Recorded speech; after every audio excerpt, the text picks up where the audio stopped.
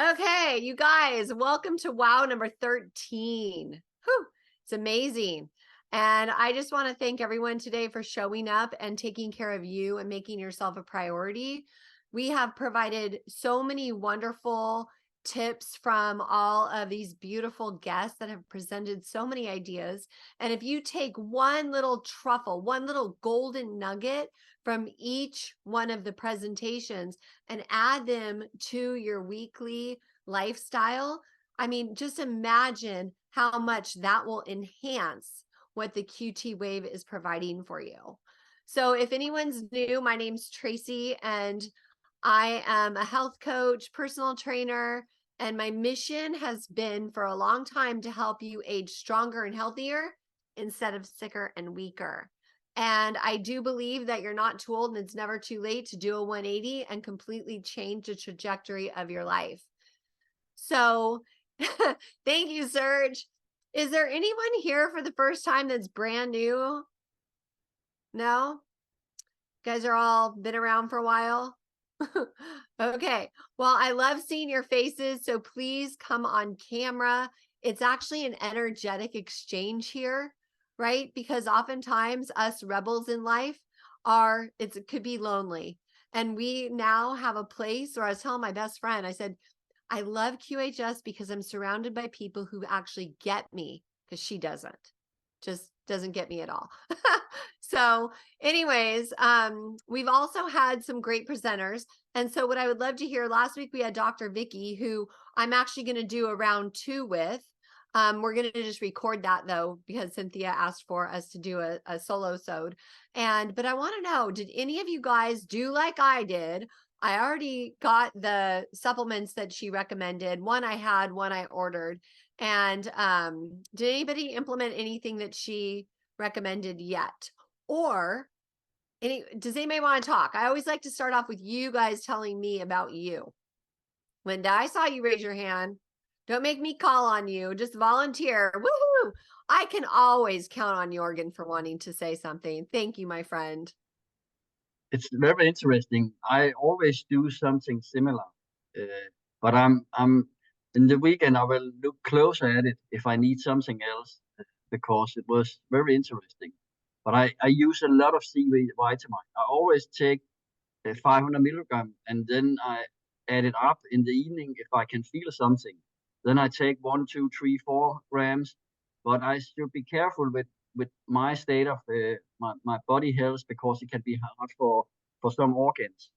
But anyway, I take CDS if I can feel anything with the virus and something like that. I take CDS immediately, and that's so amazing effective for everything with virus and fungus and so on.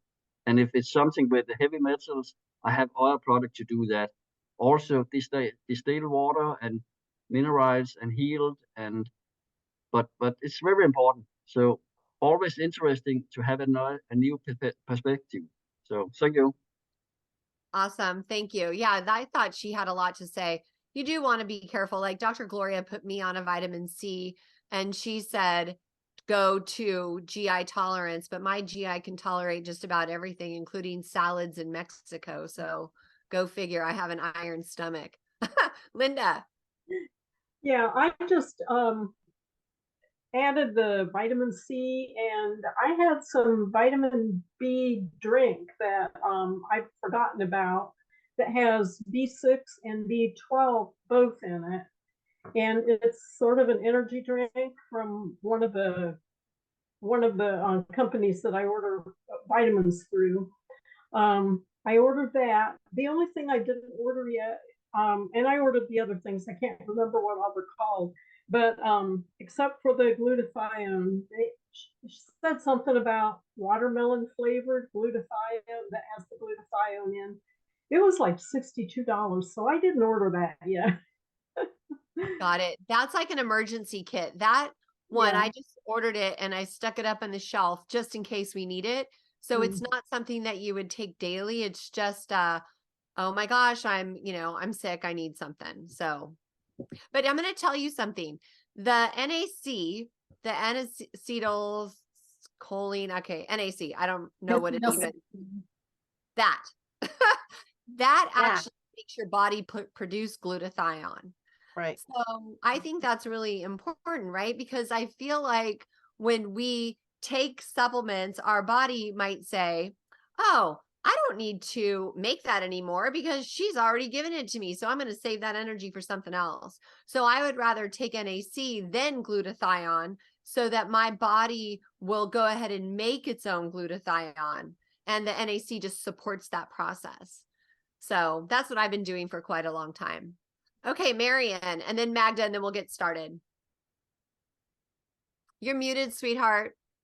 Marianne. There you I go. used to take NAC in the heat of COVID because everybody was talking about it. And then I kind of drifted away from it.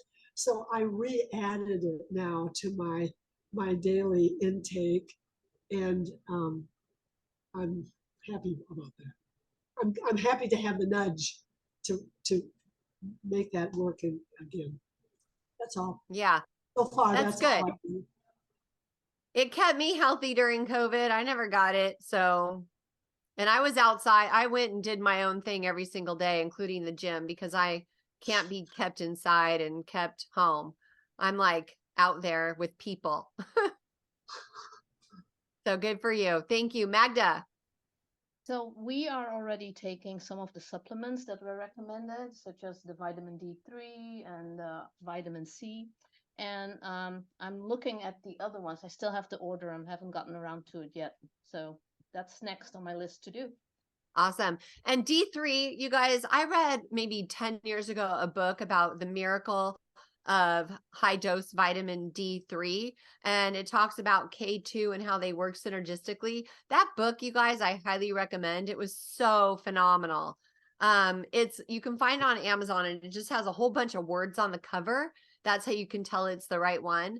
But it just talks about all the different conspiracies around vitamin D. So I know we all love that stuff. So it must be true. So I really recommend reading that book if you haven't already. So awesome. And you guys, here's the bottom line, in my opinion. You're freezing. And I could be wrong. The reason cold and flu, see, I'm Grace, freezing. just repeat your last sentence. You're freezing. Okay, hold on. Can't hear. All right. That just means Tracy's internet is not good. Okay, I'm back. Okay. So cold and flu season is winter. What's missing in winter is sun. And most people are indoors, right? So by bundling up and going outside, that will help you. By having vitamin D as a regular supplement, that will help you. And also, I know there's something called the happy light. So if you live in the snow or in the really cold area, which thankfully I don't, so I haven't experienced this, but I've heard that a happy light is really helpful. So I don't know, maybe somebody else could talk about this. Gloria can talk about it during her segment, but it might increase vitamin D, like synthesis in your body, that happy light. Mm-hmm. So anyway, it does. So last week, Dr. Vicky spoke about how to, like, all the supplements, right? Well, I really appreciate food. I'm a big foodie, if you haven't been able to tell already. And so today, Dr. Gloria is going to talk about food that you can eat that will actually boost your immune system. And these foods will provide the essential nutrients themselves to help you guys thrive during cold and flu season. And food is so important to look at really carefully because you're either growing or you're dying. We know that energetically, which we are, just energy, nothing is stagnant. It's always moving. It's always vibrating. So everything that you put in or on your body is either going to hurt you or help you.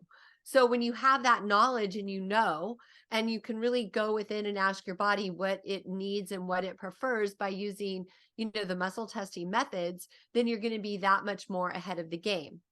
So Dr. Gloria today is going to talk all about how to, eat the proper foods to boost your immune system. So Dr. Gloria, why don't you start off by telling the members a little bit about your whole culinary experience and what you were doing with your academy and how you got so into food.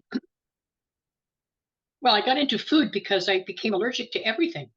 After I had an accident in 92, my liver shut down and I was literally below 100 pounds. Can you imagine? I was skin and bones because I would have anaphylactic shock after everything I ate except carrot juice and brown rice. I mean, that's literally what I lived on until my skin turned orange. And my integrative medical doctor said, stop the carrot juice. But what happens is that most people that have specialized in a specific area, like I have in anti-inflammation foods and protocols, have been through it. And when you have fibromyalgia, one of the worst cases I've ever seen, and that's what I worked with exclusively, and people were still eating foods that were igniting their inflammation. And I was a good cook to begin with, but oh my gosh, I had to reinvent everything. And as Tracy has said so often, that we're not just what we eat, but we're also what we don't eat. Because if we're not eating the right foods for your immune system, for instance, which I'm going to share with you today, and hopefully time allowing, I'm going to go through 6 different vitamins that are important that were not specific to Dr. Vicky, because she's already given us great information. But what they do and why they're needed. So it's not about going out and just buying other supplements. Yes, we need supplements like the NAC at the first sign of illness. Don't wait until you're in the throes of a bad flu or a respiratory infection before you do it. But if you're slowly adding some of the foods, especially during this season, during the fall and winter, when we know that all the flus and viruses are floating around everywhere, if you can add some of these, you don't have to add them all year if you don't choose to. I do, but I have to admit, I've gotten lazy. I've gotten very, very busy. I have a lot of sick patients right now. So I don't eat the balanced food that I was eating in the summer, for instance. So I want to share with you today why it's so important, and not only what food, what supplement you need, but the foods that contain it, so that you can write this down. Now, I want to remind everybody before we start, and Tracy was good enough to find it for me. I knew that I had done an article along with the recipe for Dr. Gloria's immune boosting soup. How many of you have seen that? Do you remember that back in the early fall when we published it? Kelly's the only one that remembers. See, I was right, Tracy. We need to give him access again. So Tracy's gonna give you access to the article and the recipe that I've used for 20 years with my patients when I had both my clinics. So you don't have to write everything down. What I did was I talked about every ingredient in the immune boosting soup, and I took East Indian medicine, Ayurvedic medicine, Chinese medicine, combined all of those old therapies that we know work because they've used them for thousands of years, and put them all into a recipe. And every year I kind of update it, and my patients are used to that, because every year we have waves of illnesses, right? So I want to say a little bit about that, Tracy. And in preparing for today, because I pulled out all my research, I thought to myself, wow, Tracy named this program Waves of Wellness. Well, stop and think about all the waves all of us go through in life constantly. What better name could you have for a program that's teaching you how to be healthier and telling you why? Not just saying eat carrots, but why do you eat carrots? What do they do? How many should you have? Don't turn orange like I did, but I didn't have a choice at the time. So Waves of Wellness is so appropriate because we're going through waves of illnesses right now as well. Right now, we've got a respiratory virus that's going around. I have a lot of people sick with it. What I'm going to share with you today is food that you should be eating, especially if you're around children, because they get the viruses and the colds, right? The snotty noses at school, and they bring them home. So maintaining our health is important, but there's a huge factor that is being overlooked, and that is the ability of our body to defend against the illness, and that's our diet. We are what we eat, but we also are what we don't eat, what our body is needing. So I'm going to cheat a little bit and go through my notes because I don't want to tell you anything wrong. So in a nutshell, as we age, and I know we all get tired of hearing that, and come on, I'm 70 plus, but it's true. After the age of about 55 or 60, we don't have the same digestive system, the same elimination system, the same absorption. So if you say, oh, I've been taking this vitamin B6 and B12, for instance, which I take every day, and it's doing great. But all of a sudden you're real tired. You might have to switch that vitamin. Your body gets used to it, just like many times Tracy and I have talked about it on the program. You can't eat the same thing every day and expect to get different results. Your body will get to the point where, she's giving me that same oatmeal every day. She's giving me that same vitamin every day. You can use the same vitamin, but change it. If you're taking a capsule, take a liquid, take a sublingual, okay, which is a liquid that you keep in your mouth for a couple minutes and then swallow it. So what's really important here is that as we age, we don't absorb everything. So by getting a supplement when you need it, especially during the cold and flu season, or when you're compromised, in any way immunocompromised, and then adding the good foods, make sure they're organic. And that's why I believe a lot of people are now starting small gardens. They're going back to what Tracy is on and what I had with my farm, because they're going, okay, I may not have 5 or 10 or 20 acres, but I do have a little plot of land I can grow on, and or my patio or my balcony, because you've got to be able to control what you're eating eventually. And I'm sure with everything that all of us know is about to happen, I'm sure more and more people are going to start growing their food, because you can't trust what you're eating anymore. So eating a variety of foods, they have to be nutrient dense. And that helps us to get the proper amount of vitamins and antioxidants and inflammation fighting nutrients that we need to boost that immune system, to give it the maximum protection ability that it can have, that our creator intended it to have. So the one thing that's important, I'm going to hopefully go through 6 vitamins today.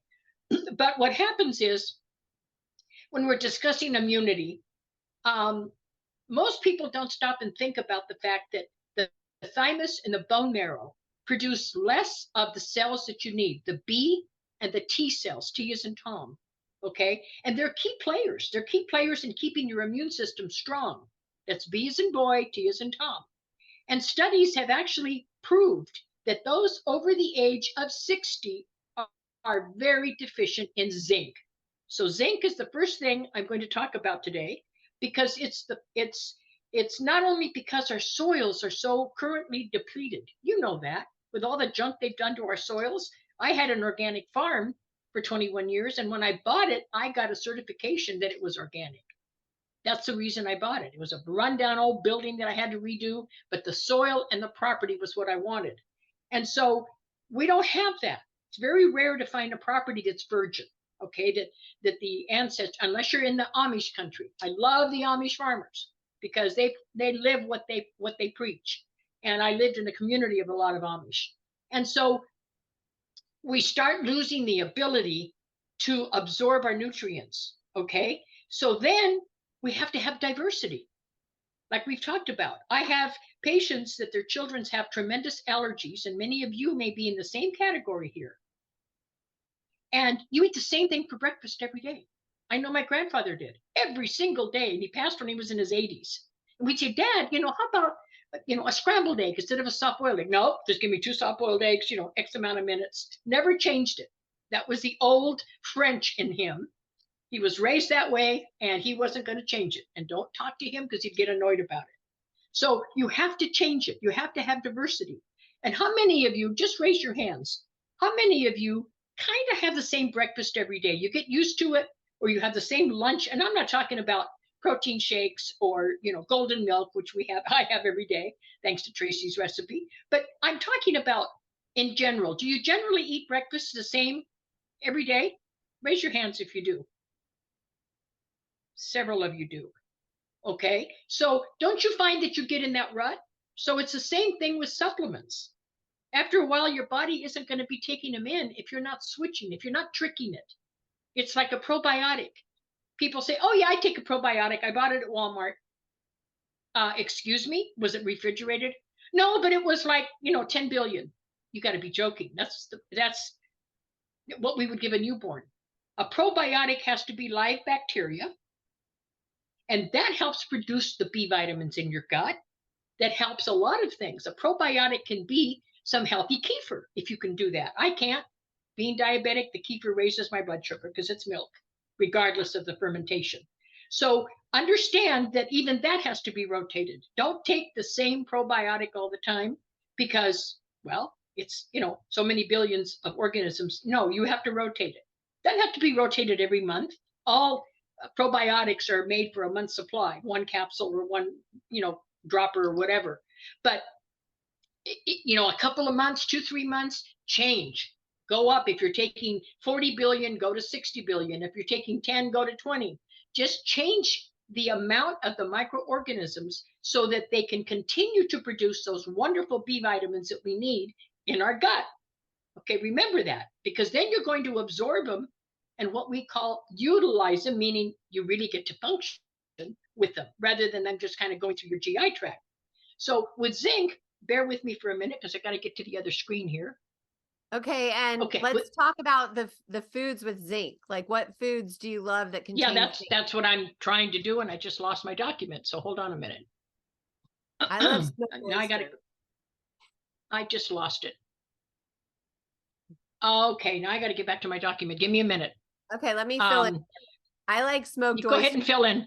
I remember when my dad was little, he used to sit there with Go ahead. A stick of salami and smoked oysters and sardines and cheddar cheese, that typical Sicilian guy. And I would eat smoked oysters when I was like 3 years old. So that's my favorite. Oh my goodness. To eat for zinc. See, and I can't do oysters. I just can't. But I have people that love them like you do. Okay, thank you for giving me a little leeway here. But I wanted to give you the exact amounts because I went through the trouble of giving you how many ounces gives you how many or how much percentage of the daily value that is healthy for you. Okay, so here we go. Any grass-fed lamb or beef or bison, okay, because Tracy and I are big users of bison instead of beef. And by the way, do any of you know why? Raise your hand if you know why Tracy and I always use bison more. Not you, Tracy. Does anybody else know? Okay, Christine, come on, tell us. Well, I know why Laura does, because Laura won't eat beef. One thing is she's allergic to it. It has other things, the way they're raised, that has other things in their system, and it can be more hard for your digestive system. Yes, it is harder, but it's also a protected species, thanks to our Native Americans.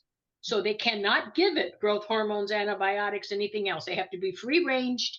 And having been in North Idaho 21 years, I can attest that I used to buy my bison from a local ranch. Raj, is it Raj? Raj has a comment.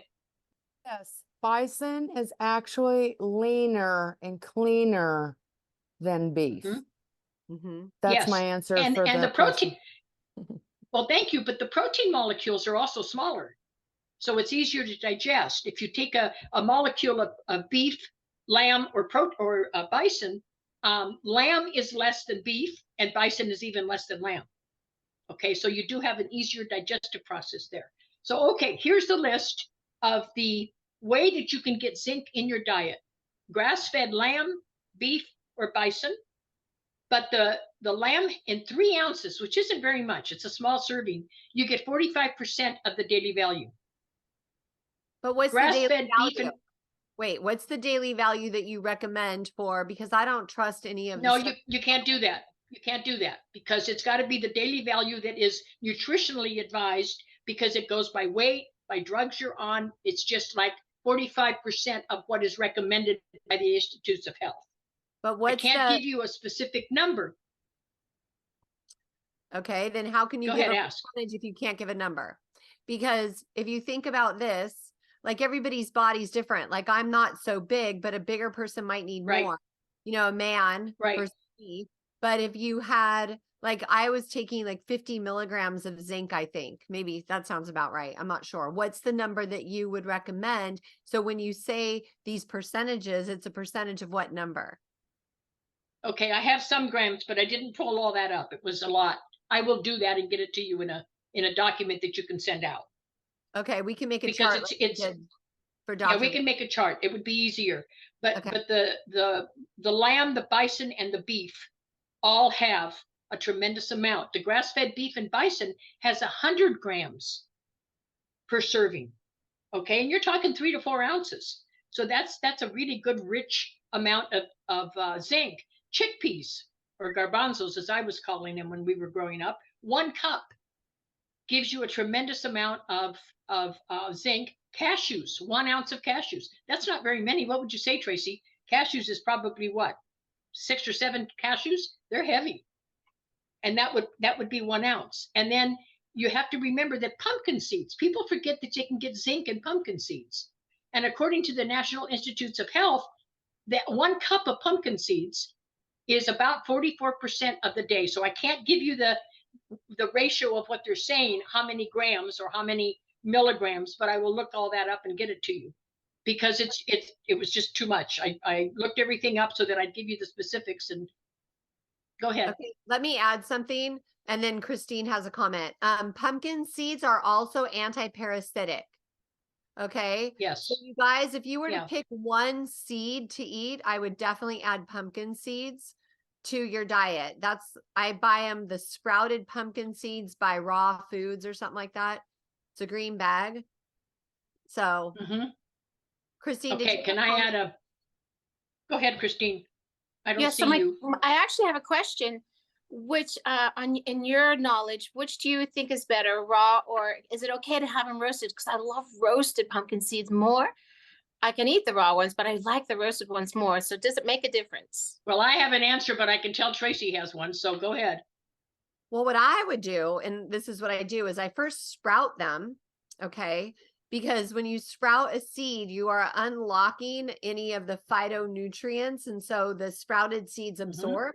And then you can roast them after that. So what I did after Halloween is I made my own seeds. So I sprouted them by soaking them in water for over 24 hours. And then I took those and I roasted them in like turmeric and some maple syrup. And I can't remember what else, but yeah. So I sprout first and then I roast. Yes. And that's a correct answer, because if you just roast, you don't have the phytonutrients that are coming in or coming out from the sprouts. You're actually getting to the center of the nutrient base when you're sprouting. So she's absolutely correct. I think you did that after we did the pumpkin soup, wasn't it? Yeah. You bought the pumpkin and then you roasted them afterwards, I think. Yeah, and the kids loved pumpkin, so I had a lot of seeds. And they were amazing. A lot of seeds. Kira. Okay. So I apologize. I didn't even think of giving you exactly how much, but at least you've got the vitamins and how you can get them in food. So vitamin C, not only is it just, it's good for, preventing colds, but it's an antioxidant that helps fight all the free radicals, which is a lot of people say, well, what's that mean? It's an unstable molecule, okay, that damages our immune system. But also a lot of free radicals cause inflammation. So it's very important that we understand that vitamin C doesn't just keep you from getting a bad cold or from getting it at all. It actually damages the immune system when you have free radicals. And that's the main thing that vitamin C is known for. And it encourages the production of white blood cells. So when you hear somebody say your lymphocytes and your phagocytes are all what the body needs to fight infection, you have to have those. The other thing that most people are not told or don't know is that vitamin C, taken to tolerance level, meaning until you get loose stools or diarrhea. Tracy can take a lot. I can only take 5,000 milligrams a day, or I'm in the bathroom in 15 minutes. My older son, who was born asthmatic because he was premature, can take 10, 15,000. And if he does take that much in a day in divided doses, he doesn't end up with an asthma attack and his inhaler in the emergency room. If he doesn't, he's in the ER in the middle of the night, especially during allergy season. So bowel tolerance means your body's never going to let you overdo it. Body talk never lies. If you learn to identify, if you learn to interpret what your body's telling you, you're going to be in the right track. So here's the things that are really important. The foods that are high in it. Now, again, let's say an adult over the age of 45 or 50, you should make it a goal to try to tolerate 4,000 to 5,000 milligrams. That I know by heart. If you start coming down with something, divide that up, even if you have to do smaller doses 3 times a day. Vitamin C in a powder, which I take a prescription strength powder. It's a lot of people say, well, I put it in warm water or hot water because it doesn't dissolve easy. So if you're not putting it into like a smoothie, it doesn't dissolve. If you're using a powder, put it in warm water and dissolve it, not hot water, because it kills the vitamin C efficiency. So warm water, and then you can add more. I do it in the morning. I put it in with warm water from my electric teapot, then put some more warm water and add some stevia, and it becomes like a hot lemonade. But you can't put it in boiling water to get the full effect. And Tracy has something to say, I can tell. Well, I want to talk about the food sources as well as why. Well, I've got that. I haven't gotten to that yet. Also liposomal C, because liposomal C is a type of C during COVID that I heard was the best C to have. So that's what I wanted just to remind you to talk about that. Okay. Liposomal is what goes in right into your bloodstream. It's like a homeopathic. But you have to get a high potency, and that's not easy to find all the time. Vitamin C in a powder also acts like a liposomal if you hold it in your mouth for a minute, a few seconds, and then swallow it. If it's a 5,000 milligrams in a teaspoon, you're going to get it like the liposomal. So there are ways to be able to get it to absorb sublingually, but not when it's hot. Don't put it in hot water. Okay, so kiwi. Who would think that 1 cup of kiwi has, enough vitamin C for your daily recommended dose? Orange, 1 cup. Now that's, if it's orange juice, it's got to be 100% pure orange juice with no sweeteners. Strawberries is 1 cup. Broccoli is a 1/2 cup. Boy, with all the vitamin C and all the broccoli I eat, I must have an abundance here. And Brussels sprouts is a 1/2 cup. And that is a 1/2 cup cooked. Okay. Now, when we did some testing at the Institute by chefs that are more scientific than I am, when you take Brussels sprouts and you make them the way I like them, which is sauteed with some butter and some balsamic vinegar, it cut the nutritional value down to about half. So again, the heat is what must have done it, because they had meters that they could check, and it was less nutrition when you saute them, but when you steam them, they're the same as eating them raw as far as the nutrition. A 1/2 cup is what gives you what you need in the vitamin C. Now, vitamin E, everybody goes, oh, okay, I know that's good for my skin and for allergies, etc. But vitamin E scientifically shows how important it is, just like Tracy was talking about vitamin D, as in David, the sunshine vitamin, because it does increase immunity. People don't think of it as immunity. They think of just vitamin D or vitamin C. And it's important because what is recommended is about 15 milligrams per day for adults. That one I have the specifics. And I really believe that you should have 2 to 3 servings of food that contain vitamin E in high doses. And that would be sunflower seeds, 1 cup, almonds, 1 cup, hazelnuts. You're getting the picture. Nuts are really good for you, and seeds.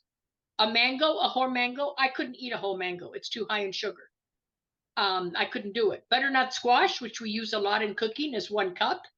And broccoli is 1 cup. So you can get a lot of vitamin D that way and not keep increasing it. I want to make another comment while I'm on the subject of people not understanding how important the E is.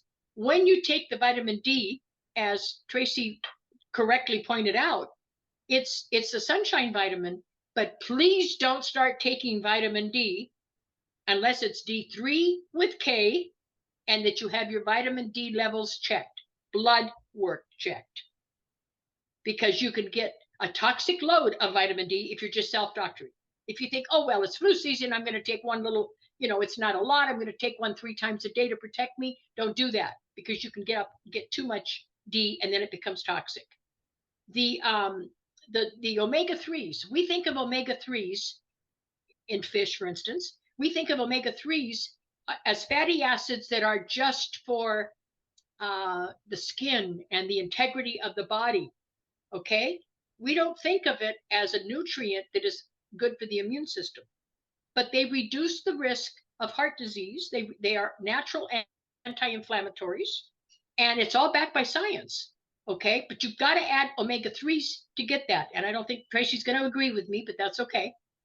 the omega-3 fatty acids help to boost your immune system by enhancing the function of the actual immune cells. Because when the immune cells are also inflamed, like people with arthritis, fibromyalgia, any kind of the itises, okay, where you do have something going on with the immune system, you are going to have inflammation. If you have inflammation, I use those for inflammation, the omegas.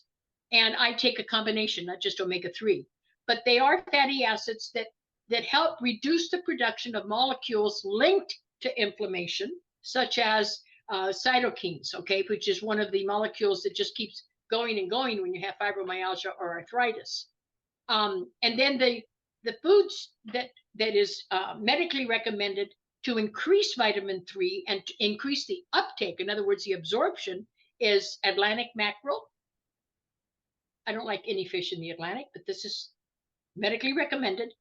Salmon, so it can be salmon that you're eating, which I prefer to do, or salmon fish oil. That's about a tablespoon, so that's about 2 capsules a day.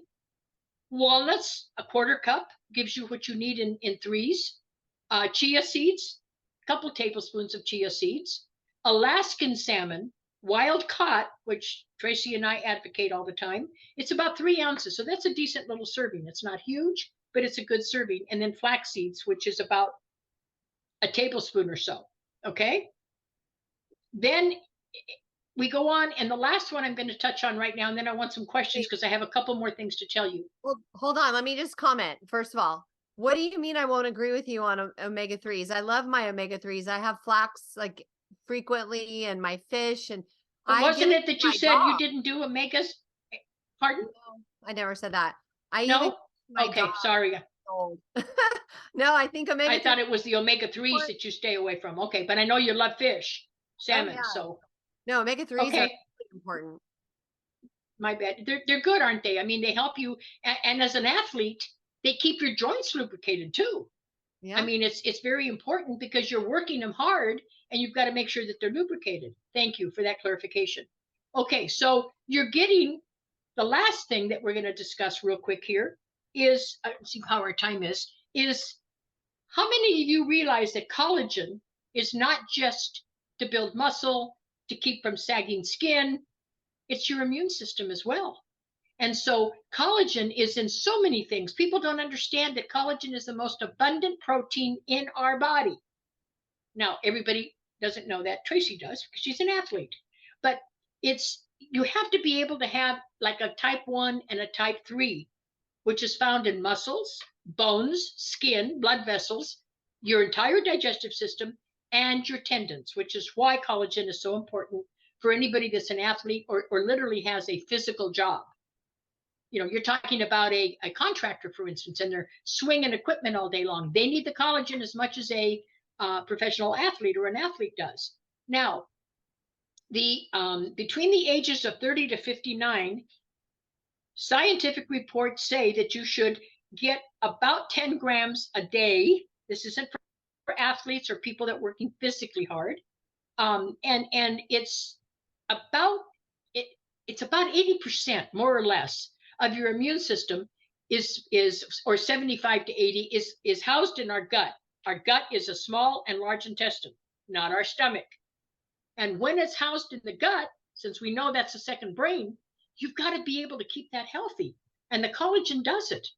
And also, without the right amount of collagen, you have chronic inflammation. And it can actually go right through the intestinal wall into our bloodstream, causing more and more inflammation because it causes the destruction of the delicate lining inside of our intestinal tract. So that's really important, and people don't know that. And our bodies stop producing natural collagen as we age. There we go again, as we age, until we're 30 years old again, right? With a healthy body, mind, and spirit. But until then, we're going to continue to have these issues that we can solve with our diet in many cases. So, and our modern diet lacks that. You've got to be able to have at least enough collagen. And I'm going to, I mean, you could get it in here. I'm going to go back and tell you the food sources because it's in the first part of my research here. That salmon is one of the best as far as I'm concerned. Well, yeah, I haven't gotten to that yet, dear. Yes, bone broth. Eggs and cheese, I have it written down, 2 eggs. Okay, I've got to find my other notes. 2 eggs have, eggs have membranes. You know that. It's that little tiny membrane that you can see when you open it, or it stays in the shell. The 2 membranes contain the collagen. So people that can eat eggs, like Tracy and I, are getting collagen from that. Carrots have collagen. Legumes. All the beef broths, and that also means bison broth. If you have a bison roast or you have bison bones, that's what I used to do. I haven't been able to find any here. And then when you cook chicken, hopefully it's free ranged and organic. If you leave the skin on, it doesn't mean you have to eat the skin if you don't want to. But if you leave the skin on, the collagen's in the skin. Get the flavor in your food, saute it, boil it, whatever you're going to do to it. But that's where the collagen is. So you can actually get the collagen from that. It'll release it from the skin, and you don't have to eat the skin unless you love to.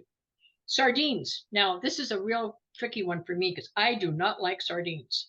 So I am still experimenting with our mousse. And I told Tracy, I keep experimenting. I haven't gotten it where I like it yet, but I'm going to try to make a pate. Like, I love good European pates, which is, you know, like a foie gras. So I'm going to try to make a foie gras type pate with sardines so that all of you can like it better, because it's one of the best foods you can eat, and yet I can't eat it that way. All organ meats, if any of you like fried liver or liver and onions, it's got tons of collagen. Legumes and berries, just not, in my opinion, remember, not goji berries or blueberries, because those are vegetables, or fruit, I should say, that contain the nightshades, and that induces inflammation. So the other thing is sweet potatoes, squash, broccoli, all of those, avocado, melons and peaches and apricots all have a little bit of the collagen in it. Not as much as the fish, not as much as any of the fish, but they do have, or the meat, but they do have that in them. So hopefully that gives you just a quick, you know, we've got limited time to go into detail, but hopefully that gives you a quick overview. And then you can go ahead and supplement with what Dr. Vicky has recommended. If you're starting to get sick, you have that as a proactive measure. But remember, listen to your body. If you take something, even NAC, and you start feeling something strange, stop it for a couple of days and try it again. Listen to your body. It might just need to adapt. A lot of people give up. They'll try something and go, I didn't feel real good, but I really wasn't sick. I really didn't have an allergic reaction. But they don't give it time. Sometimes, like vitamin C, some people go, oh no, I got sick with it. I got a rash. My mouth got sore. It's because they took too much and they started right away without having taken it before. So hopefully that all gives you a little bit of a barometer. And then Tracy did you already put the link for the soup? No, I wanted them to, okay. want to wait until the end. Okay. So the other thing I want to add to that is, for vitamin C, one of my favorite sources of vitamin C is papaya. And the reason is because papaya contains enzymes, and the enzymes help that get absorbed into your body. So when, like, people I know get sick, I've known this since I went to nutrition school, but papaya is always the go-to for me when you get a cold. Go and get a bunch of papaya, and it will really help shorten the time of the cold. The duration. Okay, unless you're diabetic, because papaya is very high in sugar. So if you're going to raise your blood sugar and you're getting sick, you're going to get sick anyway, and probably quicker. So be careful with the fruit. Okay, yeah, so then the papaya is good. One of my favorite things to do is you take a whole chicken, okay, and then you lift up the skin and you shove rosemary in it and oregano, okay, and then you roast it in the oven just with salt. That's it. You pat the skin all dry and you put it on in a cast iron skillet at like 500, 30 minutes, flip it, 20 minutes, okay? Then what I do, that skin, I don't normally like chicken skin, but made this way, it's amazing because it's crispy and delicious. And then you get those aromatics, which are super good for you. And then I pick off all the skin, or all the meat off the chicken. I usually eat the skin in one round though, because it's crispy and good, fresh. And then I take the carcass, stick it in a crock pot with some apple cider vinegar as well as some salt. And I cook it for 48 hours. that bone broth is so amazing, and it will become a gelatinous, you know, when there's collagen in there because it's really gelatinous. That is my favorite way to do collagen, because so many of the products, the molecules are larger, and it doesn't necessarily always absorb into your body. So I mean, I do commercial collagen every night in my tea. I do I think, what is it? Primal, I don't know. It's a blue container. And I do the chocolate in my sleepy tea, my caramel tea, and it's delicious. But I really recommend bone broth. I even for Thanksgiving, the day after, we made lamb shank, and there was these huge lamb bones. I took a few of them and made lamb bone broth, and then I took the rest and froze them for later. I don't love lamb bone broth, but my dog does, and he's old. So I feel like that collagen from that lamb bone broth is really helpful for him for his joints. So that's all I wanted to add. And that chicken collagen is delicious. The way you said, yes, it's very good. I like the chicken. And you can do the same thing with beef. Yeah, you can do it with beef or with bison. If you're fortunate enough to have a place where you can buy a nice bison roast, do the same thing. Put it in the oven, then take the fat off, and make sure that you boil it down, and you've got a good bone broth. Yeah, that's good for you. So yeah, that's good. And one of my old questions swears that it helped her. She had diverticulitis, and when she'd get inflamed, she sweared that the bone broth helped her. So try it out. See it soothes the small tissue. So the soft tissue in the small and large intestine is so delicate, it's thinner than the eyelid. So I use different things for that, but the bone broth would make sense. Yes. I hadn't recommended that to patients. We use something else, but that's a good idea, because it is like you said, gelatinous. So it's kind of like a Band-Aid for the raw parts in the diverticulosis. Yes, that's good. Okay. Cool. Okay. Questions, you guys. Cheryl can go first. Me. I had a question on this discussion of the collagen. I'm vegetarian. I do eat eggs, and I actually do usually have a couple of eggs a day. So I guess my question is, with the other things like the carrots, legumes, etc., just how would I know I'm getting enough collagen, because I'm not, eating these other meat-based products? That's a hard one, because I don't know that anybody can measure and tell you how much. The main thing is to be able to get it into your diet at least 2-3 times a week. So can you do the bone broth? No, and because not eat I'm the vegetarian. Meat? Because you're totally vegetarian. Okay. The report on the research says that if you have, roughly 2 eggs a day for 5 out of 7 days a week, you're getting enough collagen. Okay. So there's your answer for that. Thank you. Because remember that the little membranes in there is the collagen. Right. So that's what the science shows. I think you're going to be okay if you're eating eggs. If you weren't eating eggs, then we'd have a challenge. Okay. Thank you. Thank you, Cheryl. Yeah. Okay, Serge. Who's up? Serge. Hi, everyone. You just mentioned the apple cider vinegar, and just recently is to be confirmed, but just recently we found that the Bragg's apple cider vinegar company has been bought Bill Gates. Yes. What? Yes. Oh no. Yes. Apparently, well, wait a minute. I know yeah, you're right. He's absolutely right. And I didn't want to say it, but he said it, so I can verify it. There you go. Yeah, you're right, Serge. And it was I knew Patricia Bragg. I didn't know her father well. I only met him a couple times briefly at a medical conference, but I knew Patricia Bragg. And when she passed, the heirs didn't want to continue, from what I understand. So I don't know if that is all 100% fact, but I heard the same thing that he did, that the formula has changed. So I found another organic brand that had the mother, and it's just the local brand here in Texas. So I can't recommend it, because if you're not in Texas, you're not going to find it. But they did sell the company, yes. And it's a branch of Bill Gates. I don't think it was directly Serge, but it was one of his subsidiaries that I understand bought it. So yes, thank you for that.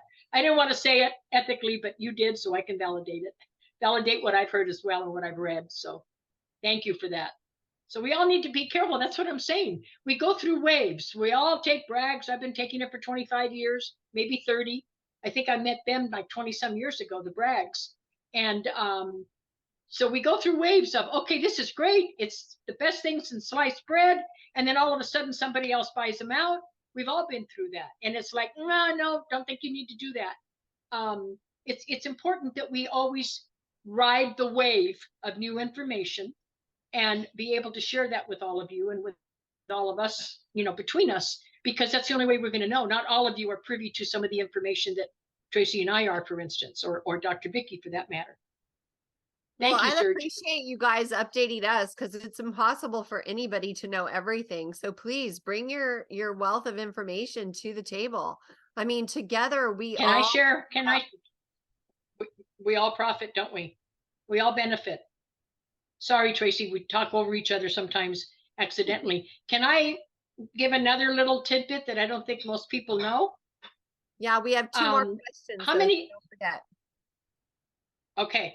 How many of you have bought the emergency packets? They come in different flavors. I traveled with them all the time for years. Emergency, I know you're shaking your head, and I know why, but for years I traveled with them because it was easy to put in water in my water bottle. Are you aware that it's been changed? Are you aware of what they did? Okay, if you look at the vitamin B12, it used to be methylcobalamin, which is vitamin B12. That's the natural one. Look at them now, cyanocobalamin. Actually, it's a patient of mine who was a researcher that found that out. Do you know what cyanocobalamin is? I don't know, cyanide? Yep.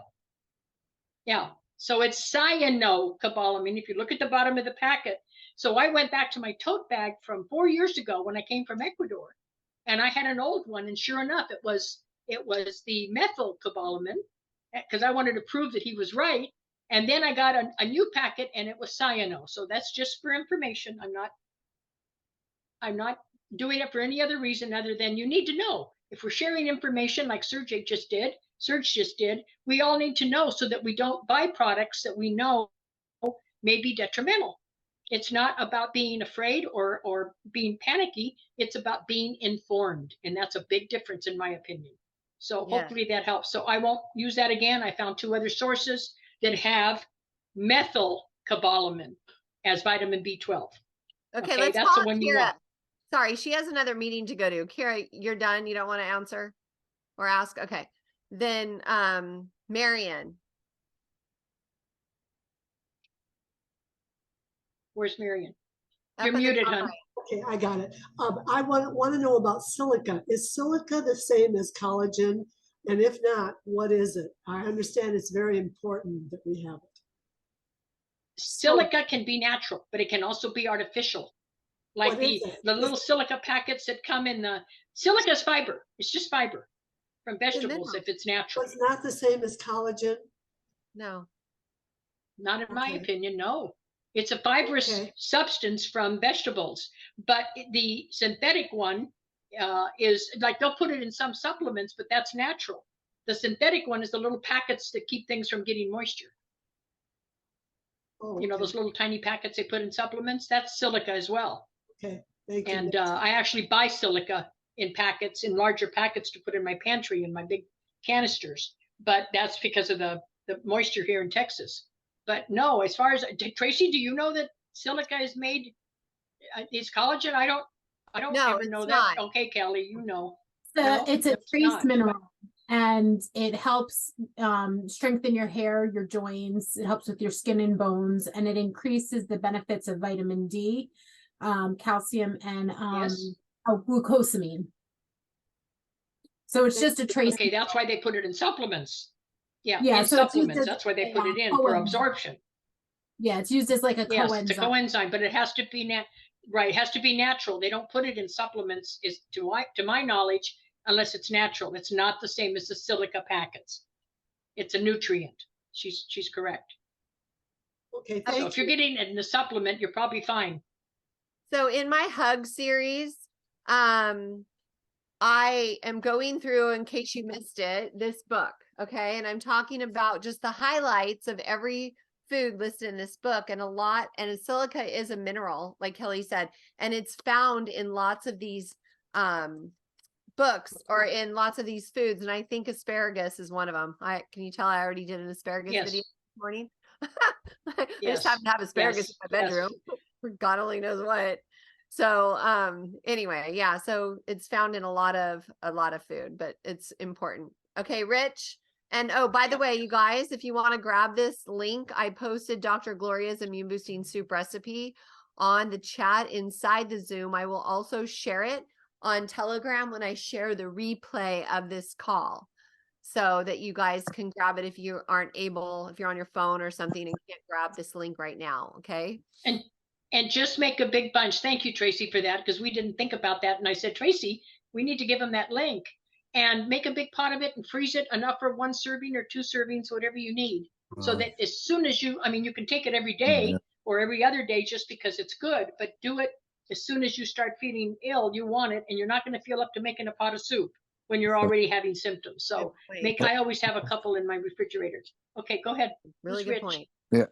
Yeah, Dr. Gloria. How do you get that film out of the egg? How do you get it out for the? How do you get the what? In the egg, you said there's collagen. How do you get it out there, out of the egg itself? The membrane. Yeah, the membrane. It'll come out when you crack the egg. Now, if you're hard boiling it, you're not going to get it, because that's a good question. Because when you hard boil it, you can't. But the membrane will come with it. I cook it in a boiling water first. I open it up and cook it in there with that film go into the egg, boiling it. So you poke a hole in it. That's what my grandfather used to do, and boil it. It'll come out with it. But if you hard boil it, no. Yes, it will come out rich if it's I'm boiling it soft boiled. Oh, you're not making a hole in it when you're boiling it. No. You're boiling it to a soft boiled consistency. Okay, yes, it'll come out. Yes. It will come out that way. It will. Collagen is good question. Yes. I have another comment, just a quick one. You can get rid of free radicals by just connecting to the earth barefooted, or skin with your skin. That's a good point. You can by earthing, right? By earthing your body, hugging a tree or being barefooted. But remember, when you already have a lot of deficiencies, if you happen to have a lot of inflammation, it's going to you'd have to be out there all the time to get it. So doing what he's suggesting is very important if you can do it. But you also need that nutritional support with food, and often with the supplements as well. Don't depend on any one thing. Ride the wave that includes all the water, not just a little bit of a few drops here or a few sprinkles of water. Okay. Anybody? Thought I saw somebody else's hand. Greg. No, that's it. Oh, Greg wants to comment. I love it. I can't find the hand on my bottom screen. So I have a couple questions. I'm going to show you a couple things here. As far as pumpkin seed oil, is this count? It's 1,000 milligrams pumpkin seed oil? What does it say? Okay, that's a good education. Tell me what the cold press ingredients contain. Cold press essential fatty acids and polyethanols or something like that, polysteroids. I don't know if you can read that. Okay, but it doesn't have any other ingredients. No. Just pumpkin seed, right? Pumpkin seed oil. Okay, then it's okay. That's okay. Yes, 1,000 milligrams. That's the same. Another one, I think somebody mentioned. But if you start reading 4 or 5 other ingredients, no. No, that's it. It's just cold press. Okay. Another thing, I think somebody mentioned the drink is, and I take this once a day. It has different flavors. Kiwi, strawberry. This is Body Armor Light. And Body Armor Light. Give me the ingredients. I'm not familiar with all these. Tell me the ingredients. Natural flavors, coconut water, electrolytes, antioxidants. Okay, we'll stop them right there, Tracy, won't we? Natural flavors. Does it say it's 100% natural, or is it natural flavors of coconut and whatever else, kiwi and? It just says coconut. That's why label coconut water, electrolytes, potassium. Okay, that's okay. Okay, and there's a few other ones that are really hard to read. Antioxidants, it has a lot of vitamin A, C, and E. All right, and zero sugar added, of course. Okay, so this is what it's There's called. there's no other the name of it. Preservatives or anything? No, that's it. Just Armor. here, I could show you. No. I could show you, where is that? No, Right it's there. okay. If it doesn't, this is, I mean, I do a whole class for my patients on label reading so Okay. that when you read labels, you understand the aliases for some things that are allowed and that we shouldn't have. But see, he's Yeah. reading the label, and that's really good because there's nothing in there that to me sounds suspicious. Yeah, Okay, there this isn't is any really, other kind of really good. additives or food coloring A, D, and E or whatever. Okay, then Right. that's your clue right away. It's a red flag. Good, So, good. yeah, that's great, D3, I take That's 125 milligrams too. Like, so that's 250. No, a I day. can't go through all that because we don't have the Okay. time, but it's not Okay. D3 with K. No, this Right? is, let me tell you. No, I don't believe It's this has. D3. Yeah, just D3. Okay. You can Okay. buy D3 with Okay. K in it. You can get it. Yes. D3 with K. Okay. Yes. I needed to know. All Yeah. right. Very good. Thanks, Thank you. Greg. Thank you. Okay, welcome. I want to Here's add Tracy. to that. Please listen to last week's because Dr. Vicky was talking about the amount of K and how you have to be very careful based on your body and whether or not, what is that test she said? So you want to make sure with vitamin It's K. the D dimmer. You have to make sure that you have that test to see how your blood is clotting, but you also have to make sure you get the vitamin D test in your blood work. And when you go for a full panel, most doctors, unless you ask for it, don't test it. Kelly, do you have anything to add to that? I have all my patients ask for D. Debbie had a question for the too, D in their so don't test. forget. All right. Am I unmuted? Yes. Yeah, you're good. Okay. Yes. I have taken vitamin C for like 25 years. I started with an integrative practitioner for autoimmunity. He advised that I take buffered C because of the chance of creating kidney stones. Is that accurate? That's totally accurate, Debbie. Yes. And the other thing too is when somebody has already had kidney stones, I'm glad you brought that up. You need to really work with a integrative practitioner because you may have to get it from other sources because you could end up with more kidney stones. Yes, that's very true. And buffered and C should not hit your stomach empty either. I mean, you got to have a little bit of something. I use it like orange juice, you know, like when I have my breakfast. I don't just take it by itself. So yes, that's a good point. And your practitioner was correct. It can cause kidney stones if you take large amounts and you're not absorbing it. It'll build in there, especially if your calcium levels are already high. That's why it's important to not just take something because somebody says take 10,000 milligrams because I didn't get diarrhea. You need to know, just like the vitamin D, get the blood work done. And if your doctor will not, and now a lot of insurance companies says not that the doctor doesn't want to. Don't blame your doctor. I have a doctor that I talked to a couple of days ago, and he said, I don't want you to think I don't want to test your D. The insurance companies will not pay for it now.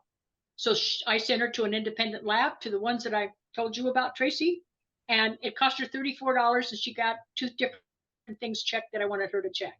So it's not the doctor. If the insurance company isn't going to cover it, he's not going to order it.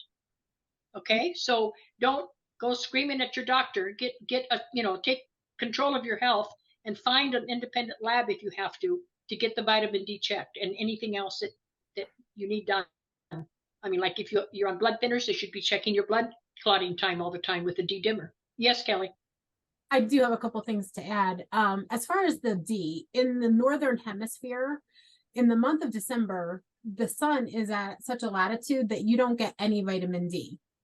So in the winter time, whoa, none at all, huh? None at all. They've done tests. So it's really important, especially during December, but during the winter months, to take some sort of a D vitamin supplement. In the summertime, when the sun is out and you're outside more, that's when I like to tell people you really now want to go and get your vitamin D checked, because now if you're still taking that same dose you were taking in the winter, now you're likely to be too high. Right. You're the type of person who absorbs and transmutes that very easily. I have to take a very high dose of vitamin D in order to just register. Here's the other thing: the more obese, Yeah. the more vitamin D you have to take, because it is Yes. stored in your fat cells. So if you have more fat cells, you have to take more vitamin D in order to reach the same level that somebody that is your counterpart who's thinner would have to take to reach that. As far as the vitamin K, yeah, I do think that you should always have at least a baseline D dimer done to check where your coagulation studies are at. And there are people who are on Coumadin who are under the belief that they can never have things like spinach or things that have vitamin K in them, and that's actually not true. These doctors really do people a disservice by having them completely eliminate certain food sources. The trick is not, have Coumadin in your system and sit down to a huge like spinach salad one night and then never eat it again. It's moderation over time, right? So if you have 2 or 3 small servings of like spinach throughout the week, I mean, I'm just using that because that's the thing that we always think of, right? But there's other things that have vitamin K in them. If you're having them throughout the week, then you're not doing this with your Coumadin levels and your patient. So whenever I was a nurse and I was trying to explain this to people, they're like, "Oh no, the doctor said I could never eat that." That's not true. So it's the same thing with the vitamin K. If you're on something like like Coumadin, you actually do need to take it still, because your body needs the vitamin K for a lot of different coenzymes and cofactors for other reasons as well. So I always say, let the test, the lab test guide you. So if you're doing these things, you need to work with the doctor and your provider so that they can manage that. So like I said, don't just sit down to one huge meal or all of a sudden start taking this massive amount of K2. Exactly. Where you're going to throw off your labs. Yeah. And that's where we have to really be cognizant about what we tell people, and we say we want to move away from traditional healthcare, but there are really a lot of prudent reasons to work with our current healthcare system as we have it now, until we've moved into a paradigm of healthcare where we don't need any of that stuff anymore. Right. We just the healing bed and frequencies and good nutritious foods. So that's my 2 cents on that. Right. Thank you. Tracy, can I make one more comment, or are we too late? Yeah, I have at 12:30, but go ahead. Okay, because I'd like Kelly's opinion on this. The other thing that I find that really concerns me is that most of the patients I work with, and remember, my patients are all over the world, and they're on blood thinners, and the doctors are telling them now, "Oh, you don't have to get it's been reformulated, whether it's Coumadin or the other new one they're using," and they're not getting their blood checked. When I was on Coumadin, after my accident and my blood clots, my doctor said, "Every week, young lady, you're going to be in the lab." He wrote a blanket, right? He wrote a blanket prescription, and every Friday morning I'd go get poked, and they let me know what my clotting time was. At that time, it was called something else. It wasn't D-dimer. It was proton, they used to call it. And so, don't get away with just not having it checked. If it's going to cost you $30 or $40 to go to a lab and find out where your blood level is for clotting, do it. Well, because again, with new medications, the insurance won't pay for it. But that's because they're working on a different pathway for coagulation. They're not working on the typical pathway that you see with Coumadin. They're working on a cascade farther down in the chain. So it's not affecting your fibrinogen levels and your immediate clotting factors. It's working on a different pathway of your clotting. So like the newer like the Xareltos and the Brilintas and these newer generation medications were designed in such a way so don't have to do that constant blood work. They don't cause the same level of, bleeding that say Coumadin does in your system, because Coumadin is so dangerous in a lot of respects.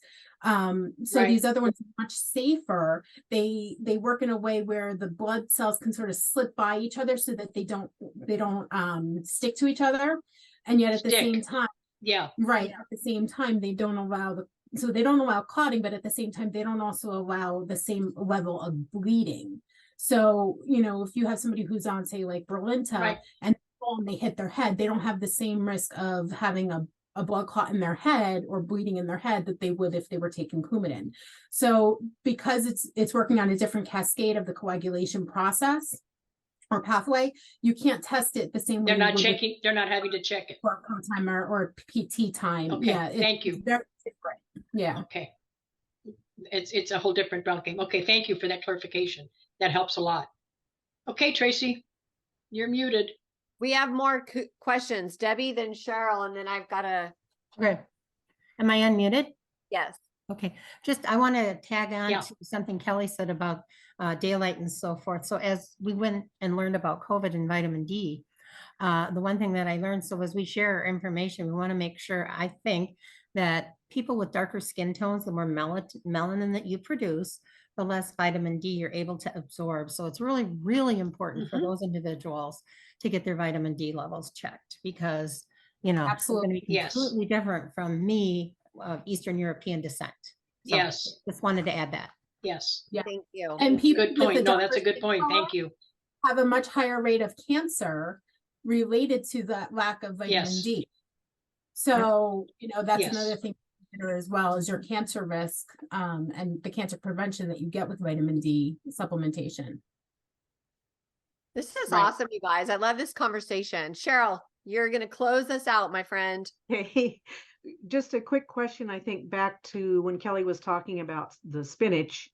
I don't eat the raw spinach hardly at all. I do like a really super light saute that I oftentimes put in actually an omelet in the morning.